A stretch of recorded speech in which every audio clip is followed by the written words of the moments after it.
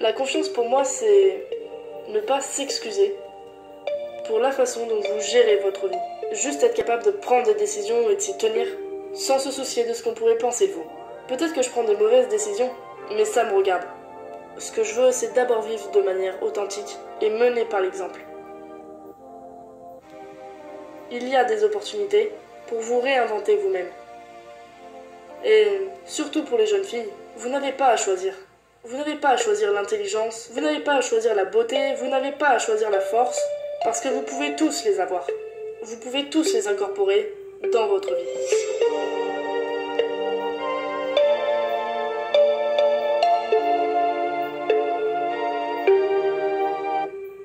J'ai eu peur cette année lorsque j'étais blessée, et...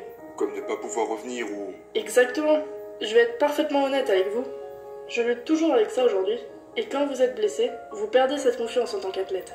Chaque fois que vous êtes renversé de votre piédestal, ou simplement de votre chemin, et que vous êtes obligé de vous remettre en question, et de vous demander, entre guillemets, comment vous allez revenir là où vous étiez, c'est vraiment quelque chose que vous devez surmonter. Vous devez confronter et traverser les doutes que vous pouvez rencontrer. Et je pense que, pour moi, la peur me permet de me recadrer, et de penser que, même si je ne devais pas revenir là où j'étais, cela contribue à faire de moi une meilleure personne pour l'avenir, tout en continuant à saisir les nouvelles opportunités. À partir de quand avez-vous développé cette notion selon laquelle la peur est un guide? Et comment l'utilisez-vous maintenant à travers ce que vous traversez? C'est intéressant parce qu'en fait, littéralement pendant toute mon enfance, je n'étais pas du tout une preneuse de risque. Et je ne me considère toujours pas à ce jour comme une preneuse de risque. Maintenant, beaucoup de gens me diraient, mais lorsque tu participes à une course de 24 heures dans le New Jersey en décembre, et qu'il fait moins 6 degrés, que tu cours à travers la neige, au beau milieu de la nuit, ça ne s'apparente pas à prendre des risques pour toi, ça? C'est une bonne question.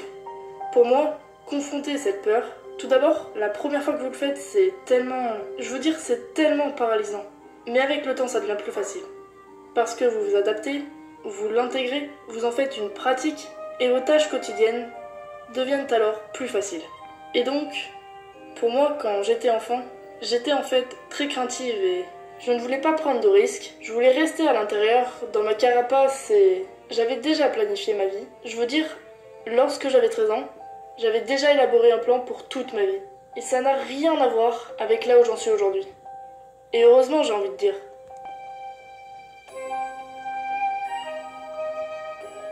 Je pense que c'est à travers les expériences qui m'ont le plus mise au défi, et au fait de m'être dressée devant elles, d'avoir embrassé la peur, accepté la douleur, que j'en suis arrivée là aujourd'hui.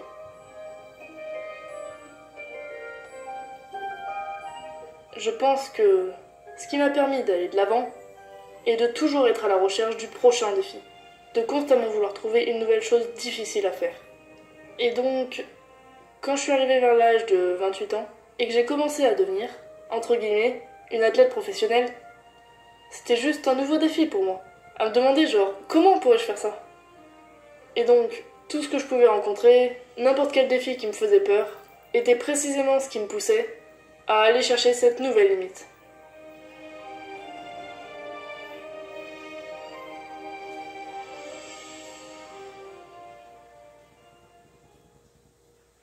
Je n'aime pas les appellations, parce que j'ai réalisé il y a déjà longtemps que je n'ai pas à rentrer dans aucune case préétablie, parce que nous pouvons constamment nous réinventer. Et j'ai juste l'impression que trop peu de gens font ça. Trop peu de gens ne se donnent même ne serait-ce que l'occasion de faire ça. Si nous regardons l'intégralité d'une tâche, il est très facile de se laisser submerger.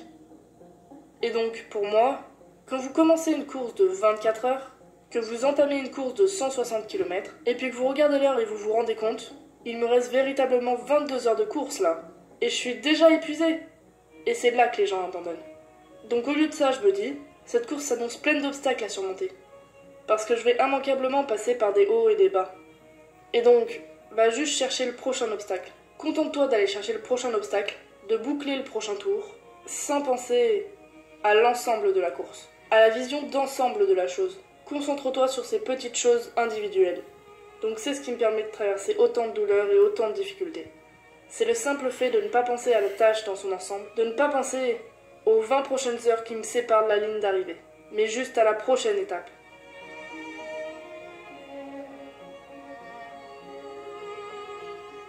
Avez-vous une certaine manière d'aborder la douleur? Du genre, je vais traverser cette douleur ou... Comment conceptualisez-vous la douleur? Je me suis lié d'amitié avec la douleur. Je me suis lié d'amitié avec la douleur parce que je pense que la douleur est quelque chose qui nous enseigne constamment des leçons. Et donc, pendant une course, si je réalise genre, ok, je commence à avoir mal à la hanche droite là. Ok, très bien. Hanche droite, comment vas-tu? Et je commence littéralement à parler à mon corps et puis ensuite, je continue d'aller de l'avant dans ce processus et je me rends compte un peu plus tard que ça évolue. Il y a eu des moments où je commençais à peine une course de 24 heures et je commençais déjà à prendre une crampe au mollet. Alors tu te dis, mais comment je vais tenir pendant 24 heures? Sauf que 15 km plus tard, c'était passé. Prête à m'attaquer au prochain défi.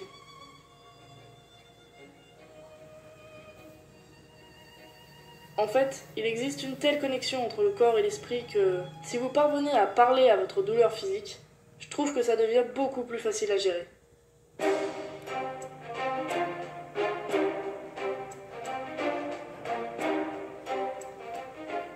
Pensez-vous que la force mentale peut être cultivée? Je le pense, oui, absolument. Par quel processus? Pour moi, ça passe par le fait de faire des choses difficiles et d'oublier les solutions de facilité. Je pense que, déjà, ces choses difficiles sont différentes pour chacun. Parce qu'on en revient à cette notion de peur. Et à partir du moment où quelque chose vous fait peur, c'est une chose difficile pour vous. Par exemple, j'ai réalisé très tôt quand j'essayais de devenir avocate, j'avais toujours cette idée que je voulais être procureur sur scène et des choses comme ça, mais j'ai réalisé, je ne parle pas très bien en public. Et c'était un blocage pour moi. C'était horrible. Pourtant, je vous ai vu parler en public et vous vous débrouillez très très bien. Parce que c'est une des choses que j'ai développées. C'est une des choses que j'ai choisi de pratiquer.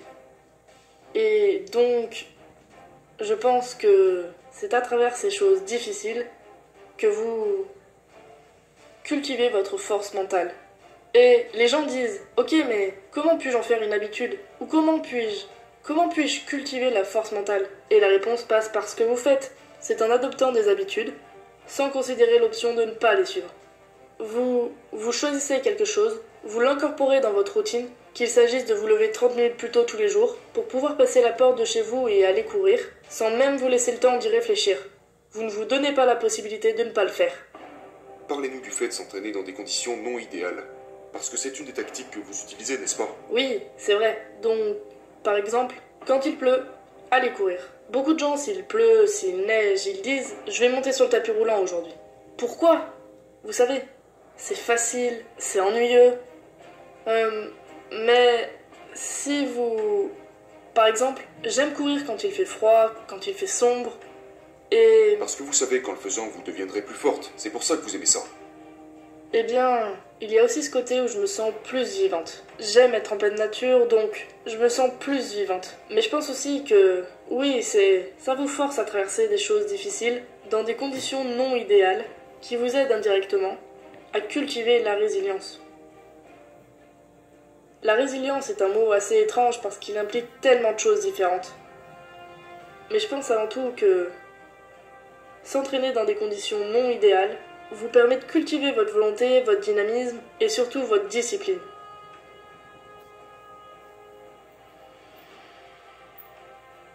Les gens qui vous regardent en ce moment sont sûrement en train de se dire « Oui, mais elle est tellement douée sur le plan athlétique, évidemment qu'elle y arrive. » Mais avant de commencer ces courses, vous ne pouviez en fait même pas faire une seule traction, si je ne me trompe pas. Non, même pas.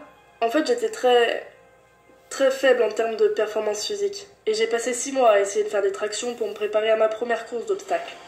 Et je n'y arrivais pas. Je n'y arrivais pas. Et je suis quand même allée à cette course.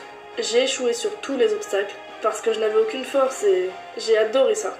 Parce que pour moi, je me retrouvais avec ce nouveau défi en face de moi. J'étais comme... Je suis vraiment mauvaise à ça. Essayons de devenir meilleurs.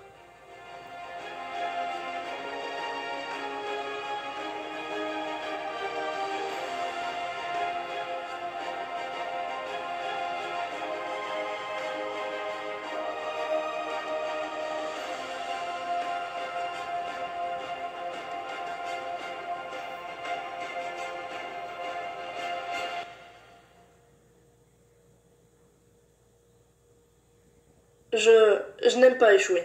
Personne n'aime échouer.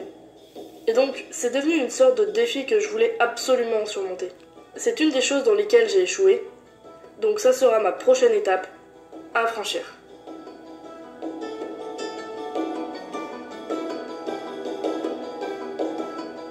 Je pense que, nous avons tellement de décisions à prendre dans la vie, et vous ne pouvez tout simplement pas les fuir. Et pour moi, les routines sont un bon moyen de soustraire une bonne partie d'entre elles, parce que les choses deviennent simplement automatiques. Et je me sens juste mieux quand je sais que les choses sont planifiées et que je n'ai plus qu'à suivre le plan. Pour moi, c'est ça le pouvoir de la routine. C'est pouvoir se détacher de toutes ces petites décisions que vous devez prendre chaque jour pour pouvoir concentrer toute votre énergie sur les grandes décisions qui vous demanderont vraiment toute votre attention. Et éviter les questions du genre « Qu'est-ce que je vais manger aujourd'hui ?» ou « À quelle heure vais-je me réveiller ?»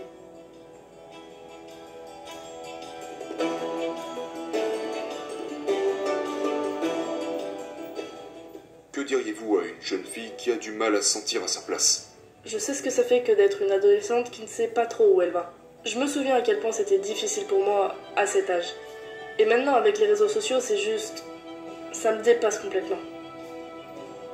Mais...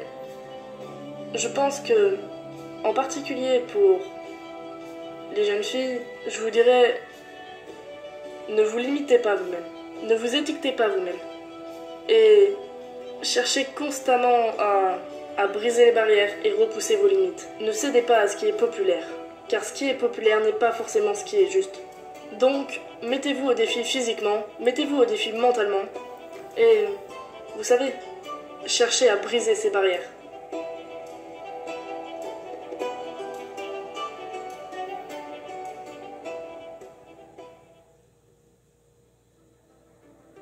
Si vous deviez définir la confiance, comment la définiriez-vous? La confiance pour moi, c'est ne pas s'excuser pour la façon dont vous gérez votre vie. Juste être capable de prendre des décisions et de s'y tenir, sans se soucier de ce qu'on pourrait penser de vous. Peut-être que je prends des mauvaises décisions, mais ça me regarde.